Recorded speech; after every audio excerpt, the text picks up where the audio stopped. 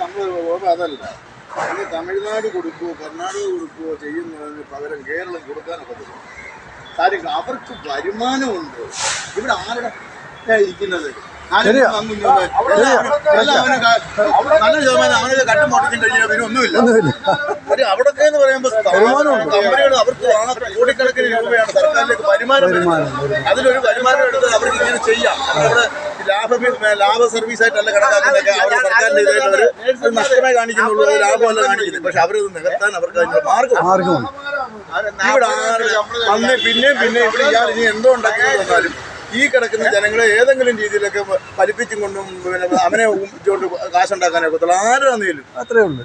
അത് പിന്നെ കാര്യങ്ങൾ പറയുമ്പോൾ എന്ത് കാര്യസാധ്യത്തിന് വേണ്ടി കാര്യം പറയുമ്പോൾ ആലോചിച്ച് തമിഴ്നാട്ടിലെ അവിടെ ഒരു നേഴ്സിന് കിട്ടുന്ന 7,000 രൂപ 10 രൂപയുള്ളൂ അവിടുത്തെ നേഴ്സുമാർക്ക്.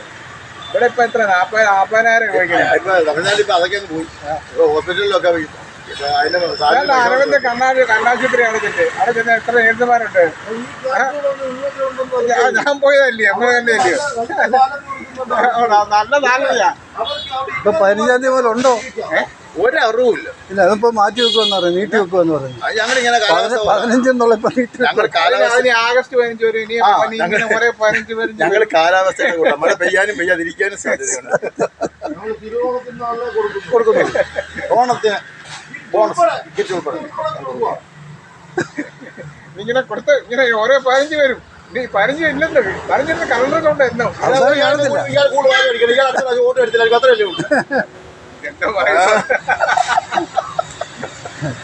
ഞങ്ങള് 5 കിട്ടുമോ? 5 വർഷം കിട്ടുമോ ഞങ്ങൾക്ക്? അത് മതി. ഞങ്ങൾക്ക് അതിന് ഭൂരിപക്ഷം ഉണ്ട്.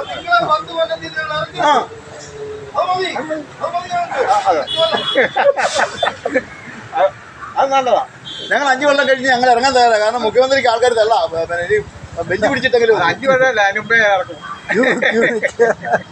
എപ്പോഴും ആരായാലും വേണ്ടി ഞങ്ങൾ പറ്റിയോട്ടെ.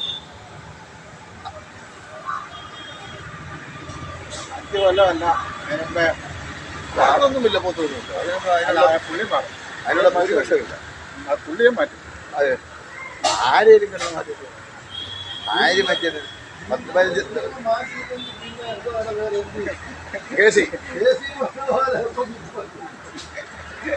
ആക്കിനി വേറെ ഓപ്ഷൻ ഇല്ല. മന്ത്രി ആകാതെ വേറെ ഓപ്ഷൻ ഇല്ല. കേന്ദ്രത്തിൽ കിട്ടത്തില്ല. ഒരു കാര്യം ഞാൻ ചോദിച്ചോട്ടെ, മറ്റൊന്നുണ്ട്. നമുക്ക് കോൺഗ്രസിന്റെ ACC കൊമാൻഡറും ഒക്കെ ചോദിക്കാതെ ഈ താഴ്ക്കരത്തില്ലായിരുന്നു ഇപ്പോൾ ഇവിടെ ലക്ഷം വരുമല്ലോ. ഞാൻ പിന്നെ കോപ്പിനകത്ത് ഇന്നേച്ച് ഉടനെ ഓടി വന്നിട്ട് അവിടെ കോപ്പിനകത്ത് ഇന്നേച്ച് അവിടെ പോയത് ഇവിടെ ജയിക്കത്തില്ലെന്ന് അറിഞ്ഞു. ഇവിടെ ജയിച്ചെന്ന് അറിഞ്ഞപ്പോൾ ഞാൻ പറഞ്ഞത് നീ എന്തൊരു കോപ്പി നീ ഇവിടെ അങ്ങനെ ഉണ്ട്. ഇനിയിപ്പോൾ ഇയാളൊന്ന് രാജിവെക്കണം, പിന്നെ അവിടെ വേറൊരുത്തിനെ രാജിവെപ്പിച്ചിട്ട് അവിടെ ഉണ്ടാക്കണം, പിന്നെ അതിന് രണ്ടിനും പിന്നെ ഇലക്ഷൻ നടത്തണം. അതൊക്കെ അവരൊക്കെ പെൺപിള്ളയുടെ അമ്മായിച്ചന്മാർ സമ്പാദിച്ചുണ്ടാക്കി വെച്ചിരിക്കുന്നതാണ്. അത് പ്രാവശ്യമല്ല.